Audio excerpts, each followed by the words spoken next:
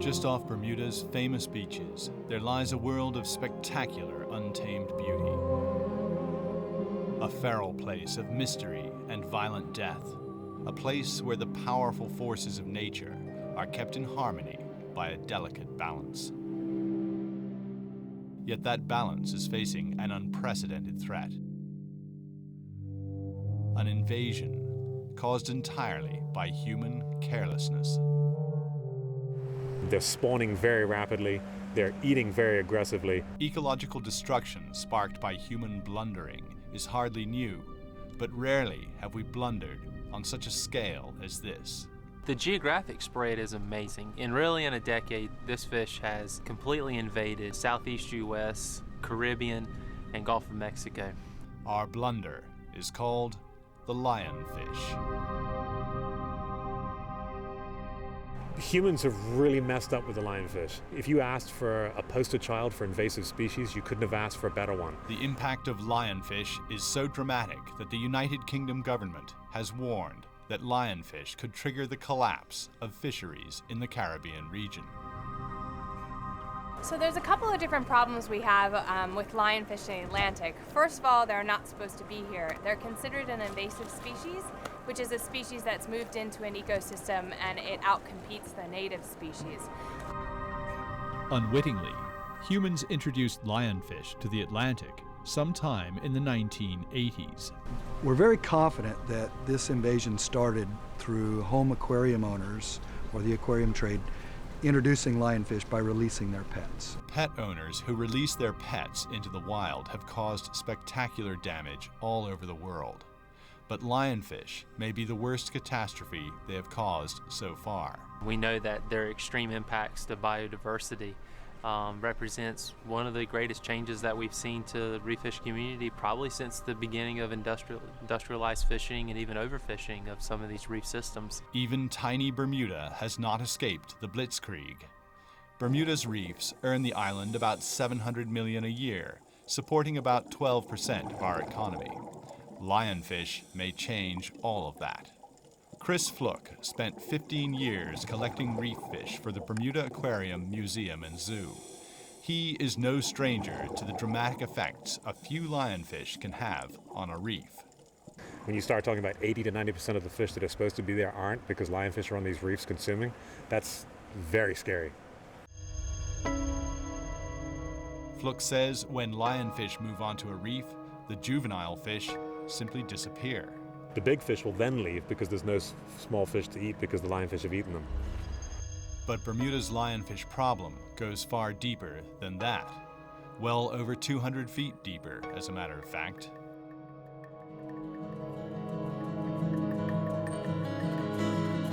The idea of today's dive is to go down to a known dive site that we call Tiger Reef. We discovered Tiger Reef about 4 years ago, and this was the spot where we first discovered that lionfish were at 200 feet in large numbers. This was the first evidence that we had that lionfish were here in large numbers here in Bermuda. We've dove this spot before and found lots and lots of lionfish in this one particular spot. We would classify this is how we first coined the phrase lionfish hotspot. This was the spot that we suddenly discovered that they were in large numbers at depth here. Graham Maddox and his dive team from Triangle Diving are part of the Ocean Support Foundation. They were the first people to actually see the magnitude of the danger to Bermuda's reefs. Gases to our 30% nitrox at 130 feet and then ride the schedule on up. With extensive professional training, Maddox and his team can dive far deeper than would ever be safe for recreational divers.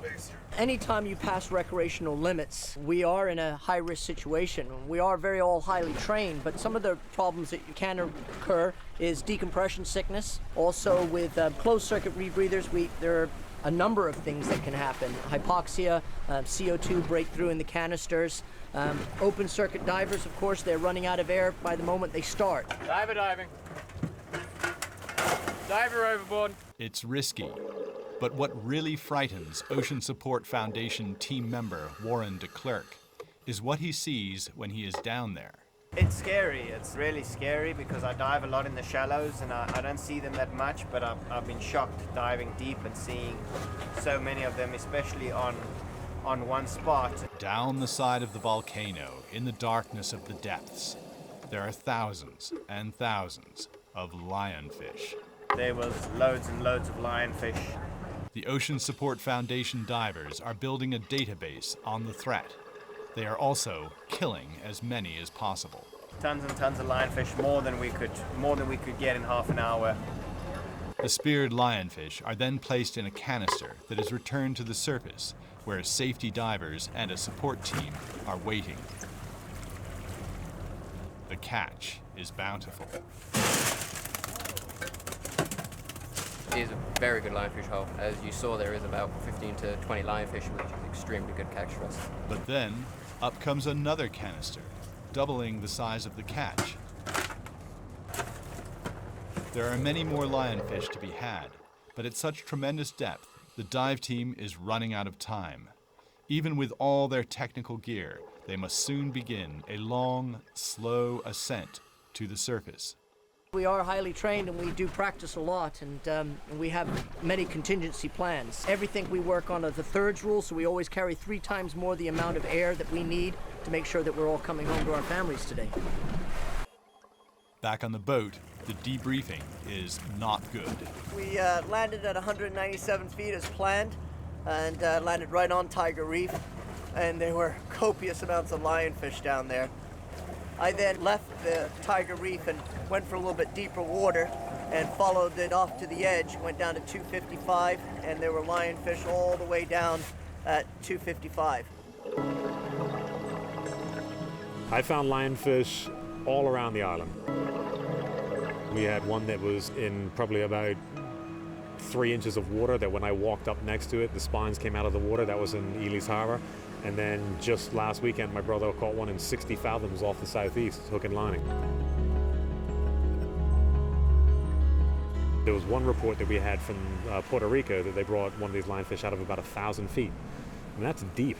You don't get many fish that will have that range of depth as far as, populating those depths. I mean, most fish are sort of either here, here, or here. But to have lionfish spread out that sort of far is very scary. And wherever lionfish go, they hunt mercilessly. Recent studies are showing the impacts of lionfish to their consumption of native species could be quite dramatic. In some cases in the Bahamas, reducing the native prey communities by an average of 65% in just a few years, affecting the recruitment of new juvenile species, eating a wide range of fish, including commercially important and ecologically important species. So we don't know what the effects are going to be yet, but the evidence is pointing towards a very dramatic impact.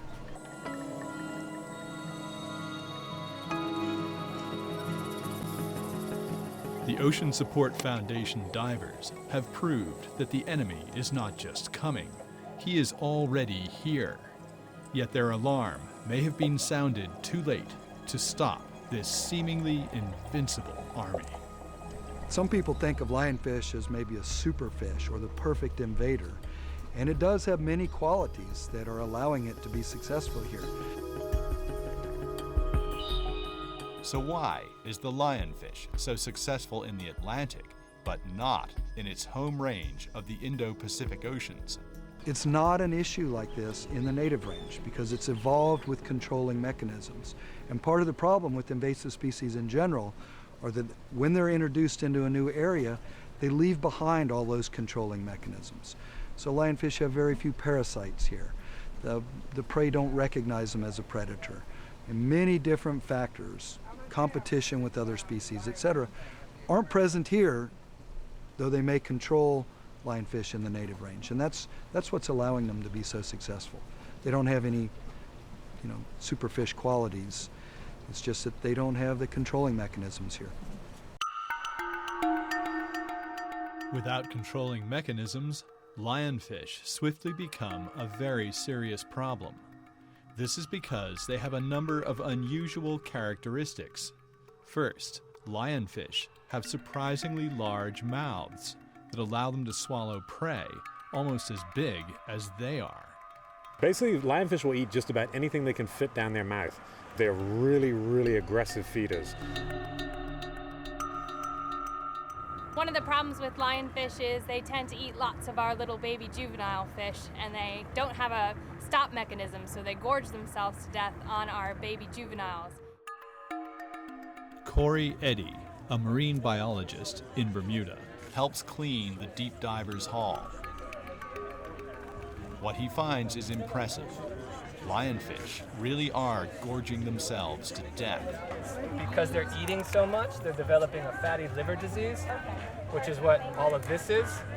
It's not the same as in humans, but this, the orangey stuff is a liver. It's not supposed to be that color. All the white stuff is just pure fat deposits. Worse still, their population is exploding. Lionfish have spread in the Atlantic unbelievably fast. Nobody would have predicted they spread really this fast.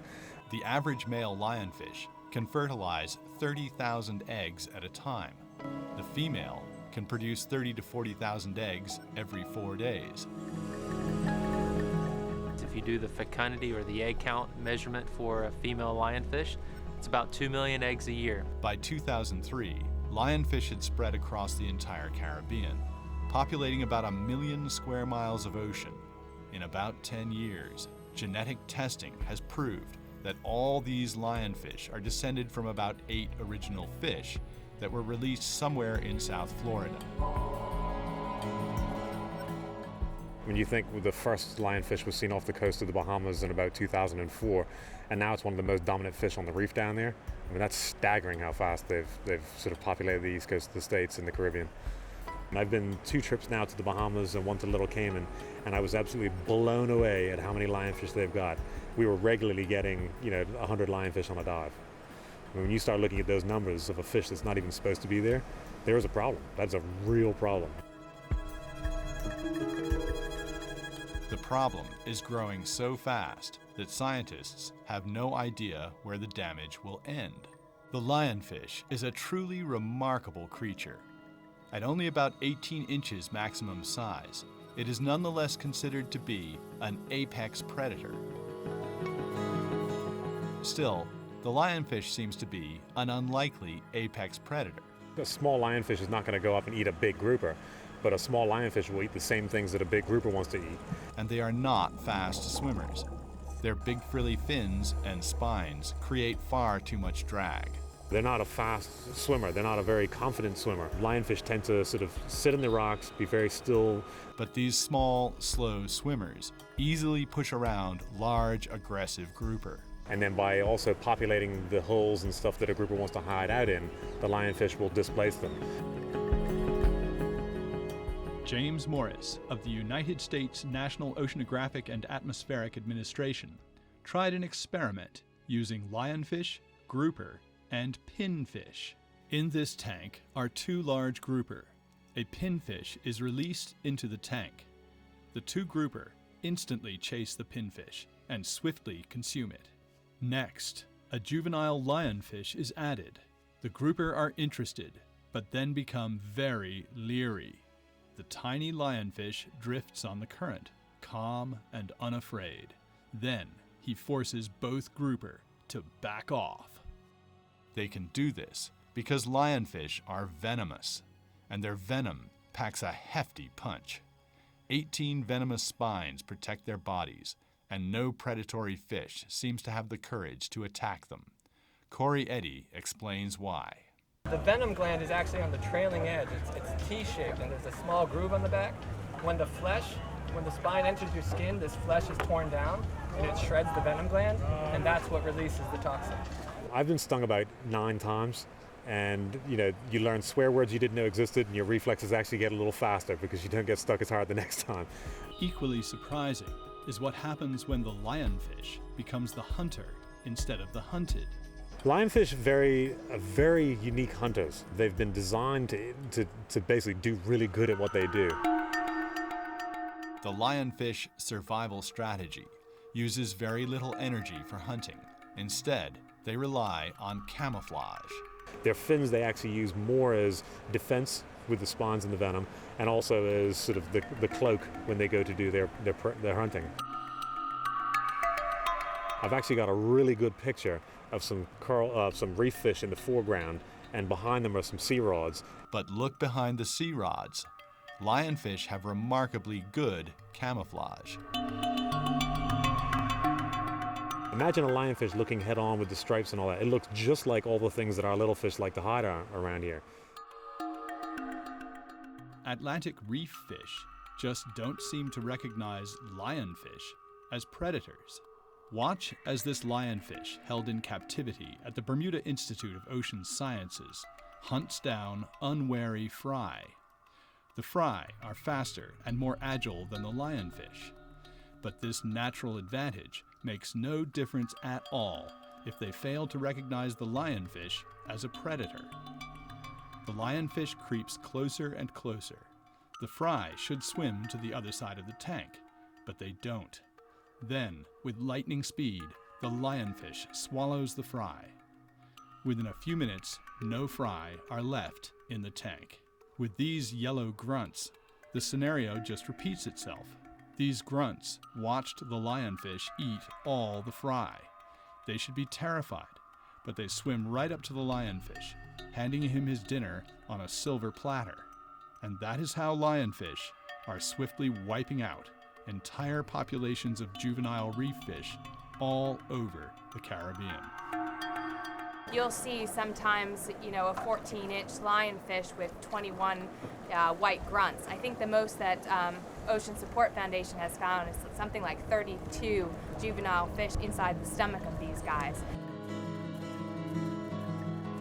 We're concerned about a number of different impacts of lionfish. One is the impact on the structure and function and biomass of native reef fishes, but we're also concerned about specific ecologically important species like cleaner fishes that help to keep the parasites down on native fishes, like herbivorous fishes that are important for keeping the algae in check on the coral reef. We know lionfish are eating those fish. That means lionfish are not just a threat to other fish, they're a threat to the coral reefs themselves. But they are also damaging the economy.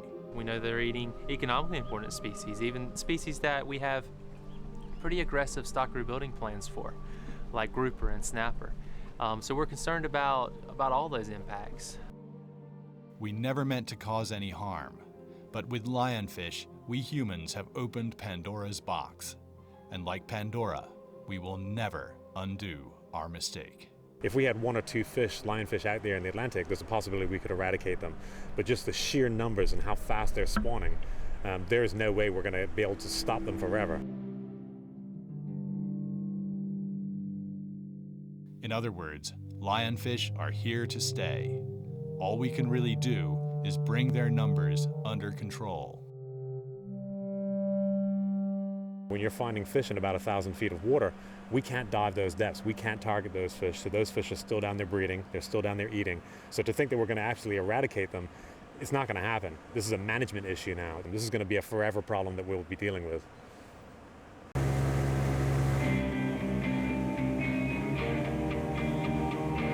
Marine biologists Tim Noyes and Caitlin Baird of the Bermuda Institute of Ocean Sciences are two of the many people answering the challenge. Today we're off hunting lionfish as part of the 2012 lionfish tournament. And then hopefully we'll get to eat 'em to beat 'em. Eat 'em to beat 'em. That is the motto of Bermuda's annual lionfish tournament, the first tournament of its kind and the inspiration for many similar tournaments in the U.S. and the Caribbean.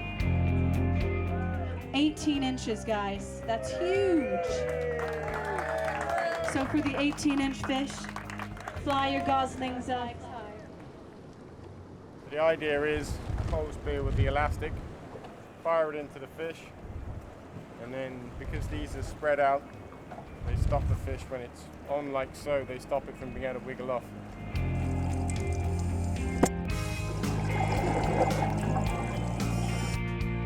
Tim Noyes has a passion for skewering lionfish. Lucky for him, skewering lionfish is as easy as shooting rats in a barrel.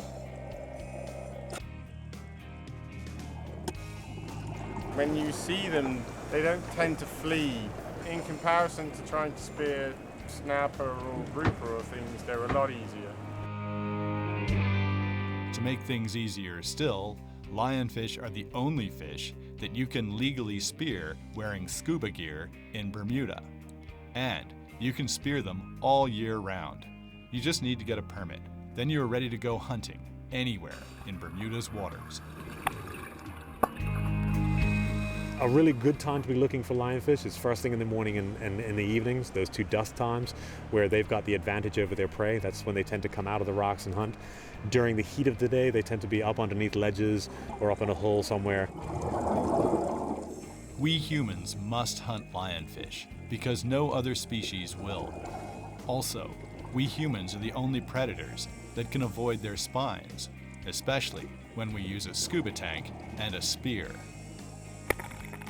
Eric spotted him in a cave full of glassy sweepers from one side, so I went in the other side, and then I guess he was curious as to what I was because he slowly came out, so he got the rough end of the spear. Now it's dinner time, so let's give the lionfish sign. Lionfish nil, us 1. It's a start.